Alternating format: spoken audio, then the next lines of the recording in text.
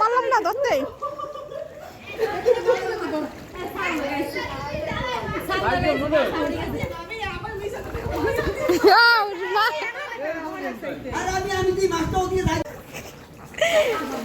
কই ধরা চাই ধরা চাই।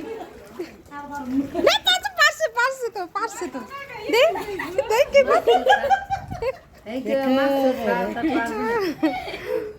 কি সুন্দর মাছ না?